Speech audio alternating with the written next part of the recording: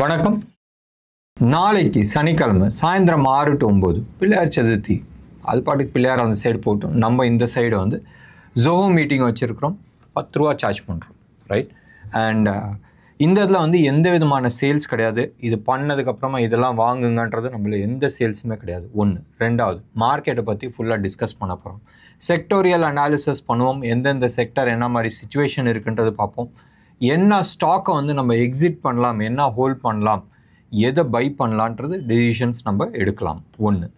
ரெண்டாவது, உங்களுக்கு ஏதாச்சும் ஸ்டாக்ஸ் பற்றி ஏதாச்சும் கேட்கணுன்னு இருந்துச்சுன்னா தாராளமாக வாட்ஸ்அப்பில் மூலமாக எங்களுக்கு கேளுங்க. பண்ண வேண்டியது ரொம்ப சிம்பிள். கீழே ரேசர் பே இருக்குது, அதை கிளிக் பண்ணுங்கள். கிளிக் பண்ணால் credit card, debit card, net banking, QR code, UPI எது மூலமானாலும் 10 ரூபா பே பண்ணுங்கள். பே பண்ணிவிட்டு அந்த ஸ்க்ரீன்ஷாட்டை எங்களோட வாட்ஸ்அப் நம்பருக்கு ஷேர் பண்ணுங்கள். 9444468888. நாளைக்கு சாயந்தரம் ஒரு 4 மணி பக்கமாக அதுக்கான லிங்க்ஸ் வந்துடும். அதுக்கான சாஃப்ட்வேர்ஸ் நீங்கள் டவுன்லோட் பண்ணிவிட்டு நீங்கள் லாகின் பண்ணி பார்த்துக்கலாம். ப்ளே ஸ்டோரில் பார்க்கலாம், விண்டோஸ் ஆப்லேயும் நீங்கள் பார்க்கலாம், எல்லாமே இருக்கும். ஏதாச்சும் சந்தேகம் தான் எங்கள் வாட்ஸ்அப் நம்பருக்கு, அதே நம்பருக்கு நீங்கள் கால் பண்ணலாம். ரெகுலர் கால் பண்ணுங்கள். வாட்ஸ்அப் கால்னு வரல, ரெகுலர் கால் பண்ணுங்கள். 9444468888 கால் பண்ணிவிட்டு டவுட் கேளுங்க. நாளைக்கு நல்லா இருக்குன்றது எதிர்பார்க்குறேன். நிறைய பேர் வரும். மேக்ஸிமம் அபவுட் 1000 பீப்புளை வந்து அகாமடேட் பண்ண முடியும். ஸோ வாங்க, நாளைக்கு சாயந்தரம் 6 to 9 இன்ட்ரெஸ்டிங்காக இருக்கும், ஜாயின் பண்ணுங்கள். இன்றைக்கி மார்க்கெட் க்ளோஸ் ஆகும்போதும் -327 பாயிண்ட்ஸ், ரைட்? ஒரு ஸ்டேஜில் வந்து ஆல்மோஸ்ட் -375 பாயிண்ட்ஸில் இருந்துச்சு. இன்றைக்கி இன்ட்ராடே ஸ்விங்கு வந்து ஆல்மோஸ்ட் 364 பாயிண்ட்ஸு.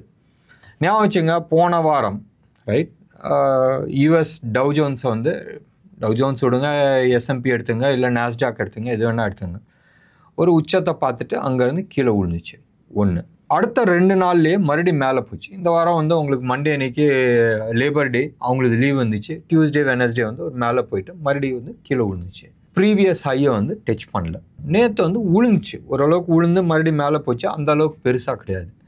இந்தியாவில் என்ன ஆச்சு? ஃப்ரைடே அன்னைக்கு விழுந்ததுக்கு மண்டே அன்னைக்கு நம்ம உழுவல, பெருசாக உழுவல. அண்ட் டியூஸ்டே அன்னைக்கு ஒரு லோவர் லோ வந்துச்சு. பட் அடுத்த 2 நாள் மேலே போனால் போகக்கூடியும் ப்ரீவியஸ் ஹையை உடைக்க மாட்டேங்குது. டென்ஷன் பில்டப் ஆகுது. நிறைய ப்ராஃபிட் புக்கிங் நடந்துகிட்டு இருந்துச்சு. இன்றைக்கி நேற்று வந்து நிஃப்டி உங்களுக்கு வந்து எக்ஸ்பைரி முடிஞ்சிருச்சு. ஸோ இன்றைக்கி வந்து ஃப்ரெஷ் கான்ட்ராக்ட் ஆரம்பிக்கும் போது பெருசாக ஆரம்பிச்சிட்டாங்க. நேற்று US சைடில் ஒன்று.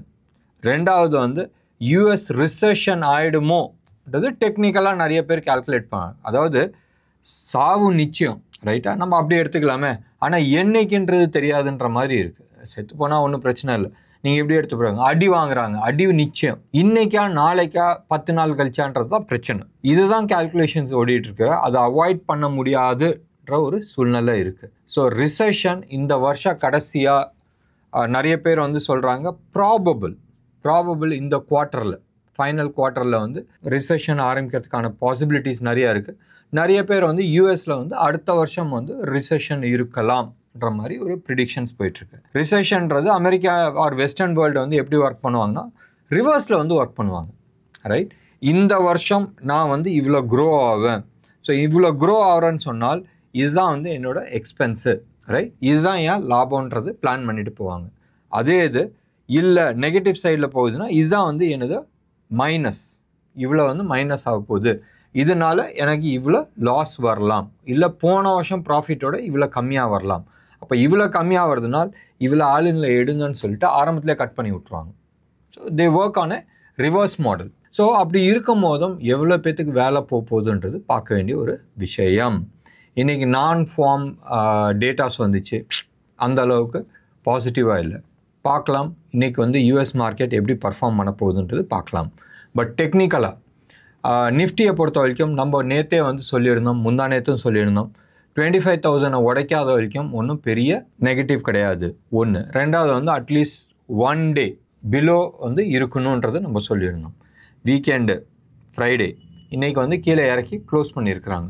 ஒன்று ஞாபகம் வச்சுங்க, ப்ரீவியஸ் வீக்கோட லோ 24,885 இருந்துச்சு. இன்னையோட லோ 25,855 இருந்துச்சு. ஸோ ப்ரீவியஸ் லோ உடச்சி, ஆனால் க்ளோஸ் பண்ணது வந்து போன வாரம் லோவோட மேலே க்ளோஸ் பண்ணியிருக்கிறாங்க. ஒரு 15 பாயிண்ட்டுன்னு வச்சுங்களேன், 24 பாயிண்ட்டு, ரைட். அதுவும் 885 இன்னைக்கு க்ளோஸ் பண்ணது வந்து 909. நான் சொல்கிறது எல்லாமே வந்து ஃபியூச்சர்ஸ் நம்பர், ஸ்பாட் நம்பர் நம்ம பேசுறது கிடையாது. நிஃப்டி இந்த லெவலில் க்ளோஸ் பண்ணியிருக்கிறாங்கனால் technically right it is more on the down side. மறுபடியும் நான் சொல்கிறேன், technically it is more on the down side. கண்ணை மூடி கண்ணை திறக்கிறதுக்குள்ளே right it should come to 24,000. Let's wait. பெருசாக உழுவுறது இதாதுன்றதை நம்ம டிஃபைன் பண்ணலாம். பட் டெக்னிக்கலாக இதான் வந்து லெவல். நாளைக்கு ஜோஹோ மீட்டிங்கில் நம்ம லெவல்ஸ் எல்லாமே வந்து சார்ட்டை வச்சு கம்ப்ளீட்டாக வந்து இன்டெப்த் அனாலிசிஸ் பண்ணிக்கலாம். எங்கே வரலாம், எது வரைக்கும் புல் பேக் வரலாம், ஆப்ஷன் டேட்டாஸ் என்ன சொல்லிடுது, ஃபியூச்சர்ஸ் டேட்டா என்ன சொல்லுது, எல்லாத்தையுமே போட்டு போஸ்ட்மார்ட்டம் பண்ணலாம். ஒன்று. ரெண்டாவது, நான் எப்பயுமே அந்த டாப் 10 ஸ்டாக்ஸை பற்றி நான் பேசுவேன். நிஃப்டி ஃபியூச்சர்ஸில் நீங்கள் எடுத்துக்கிட்டிங்கன்னா அந்த டாப் 10 ஸ்டாக்ஸ் இருக்குல்ல, ரிலையன்ஸ், இன்ஃபோசிஸ், டிசிஎஸ், இதான் இன்றைக்கி எல்லாமே வந்து நெகட்டிவ். இன்றைக்கி ரிலையன்ஸ் வந்து ஒரு 2% வந்து கீழே விழுந்தது வந்து ஒரு major contributor to the Nifty fall. அதே மாதிரி நீங்கள் ஐடி சர்வீசஸ் நீங்கள் எடுத்துக்கிட்டனாலும் உங்களுக்கு இது இருக்குல்ல, ஆரக்கல் ஃபைனான்ஸு மேலே ஏறிட்டு இருந்துச்சு, அவனையும் போட்டு அடிச்சிட்டாங்க. அதே மாதிரி எல்என்டியும் வந்து இன்றைக்கி பெருசாக கீழே விழுந்துச்சு. ஆயில் அண்ட் நேச்சுரல் கேஸ் ஏன் கீழே விழுவுதுன்றது தெரியல. ப்ராஃபிட் புக்கிங்கிறது அடுத்த விஷயம். பட் ஆயில் மார்க்கெட்டிங் கம்பெனியெல்லாம் ஸ்டில் இன்றைக்கி வந்து எடுத்து பாருங்களேன், பெட்ரோநெட் ஆகட்டும், ஹிந்துஸ்தான் பெட்ரோலியம் ஆகட்டும், பிபிசிஎல் ஆகட்டும், ஐஓசி ஆகட்டும், இதெல்லாம் வந்து 2.5-4% வந்து கீழே விழுந்துச்சு. இன்டர்நேஷ்னல் ஆயில் ப்ரைஸ்லாம் ஒன்றும் பெருசாக மேலே ஏறல. 70 பக்கமாக இருந்தாங்க, இப்போ 73 இருக்குது. மறுபடியும் கீழே வரத்துக்கான சான்சஸ் தான் நிறையா இருக்குது. ஒன்று. ரெண்டாவது, இதுலேயும் இந்த பிளட் பாத்லேயும் 2 குதூகலம். ஒன்று வந்து மெரிகோ இண்டஸ்ட்ரீஸ் இன்றைக்கி வந்து almost 3.5 point Appu, 3.5%, not point. SBI card ரொம்ப நாளாக கீழே சரிஞ்சு வந்துக்கிட்டே இருந்துச்சு. லாஸ்ட் 3-4 டேஸில் வந்து ஒரு பாட்டம் ஃபார்மேஷன் ஆச்சு. இன்றைக்கி வந்து 4.2% பெரிய வால்யூமோடு வந்து மேலே தூக்கியிருக்கு. இது ஷார்ட் கவரிங்கில் வந்து தூக்குச்சா இல்லை ஏதாச்சும் ஸ்பெசிஃபிக் இன்ஃபர்மேஷன் இருக்கான்றது நாளைக்கு பார்த்துக்கலாமே. நாளைக்கு ஈவினிங் நம்மளோட வீடியோஸில் நம்ம டிஸ்கஸ் பண்ணிக்கலாம். இன்றைக்கி வந்து அட்வான்ஸ் டிக்ளைன் ரேஷியோவில் நம்ம எடுத்துக்கிட்டோன்னு சொன்னால் more of decline, less of advances. நம்ம அந்த F&O ஸ்டாக் இருக்குல்ல, ஒரு 190+ பக்கமாக இருக்கிறதுல, அதில் 22 ஸ்டாக்ஸ் வந்து அப்பு அண்ட் 163 ஸ்டாக்ஸ் வந்து டவுன். ஸோ மெஜாரிட்டி டவுனில் தான் இருந்துச்சு. இன்றைக்கி டெலிகாம் செக்டர் தான் வந்து மேஜராக கீழே விழுந்துச்சு. டெலிகாமில் ஆல்மோஸ்ட் இருக்கிறது 4 ஸ்டாக்கு. ஐடியா வந்து 11% கீழே விழுந்துச்சு. இண்டஸ் டவர் ஒரு 4.5% கீழே விழுந்துச்சு. அவ்வளோதான். மற்றது என்ன, மொத்தம் கீழே விழுவ வேண்டியதானே. இதான் வந்து இப்போதைக்கு இருக்கிற சிச்சுவேஷன்ஸ். நம்ம செக்டார் ஸ்பெசிஃபிக்காக சார்ட்டை வச்சு நாளைக்கு ஜோஹோ மீட்டிங்கில் க்ளோஸ் அபவுட் 35-40 மினிட்ஸ் நம்ம அனலைஸ் பண்ண போகிறோம். இன்டர்நேஷ்னல் மார்க்கெட் எல்லாமே வந்து வீக்காக இருக்குது. யூரோப்பியன் மார்க்கெட்லாம் ஃப்ளாட் நெகட்டிவாக இருக்குது. யூஎஸ் மார்க்கெட் ஃப்ளாட் பாசிட்டிவாக இருக்குது. ரைட். கமாடிட்டி ப்ரைஸஸ் எஸ் ஏறிட்டு இருக்குது. டாலர் இண்டெக்ஸ் வந்து க்ளோஸ் டு அபவுட் 0.3% வந்து அப்பில் இருக்குது. சாரி 0.3% டவுனில் இருக்குது. அதுக்கான எதிர்வழி என்ன ஆகும், கமாடிட்டிஸ் எல்லாமே வந்து ஏறும். இதில் வந்து பிரெண்ட் க்ரூட்லாம் வந்து 0.6% ஏறி இருக்குது. அண்ட் நேச்சுரல் கேஸும் வந்து ஆல்மோஸ்ட் 0.9%, நீங்கள் வந்து 1% நீங்கள் எடுத்துங்களேன் ஏறி இருக்குது.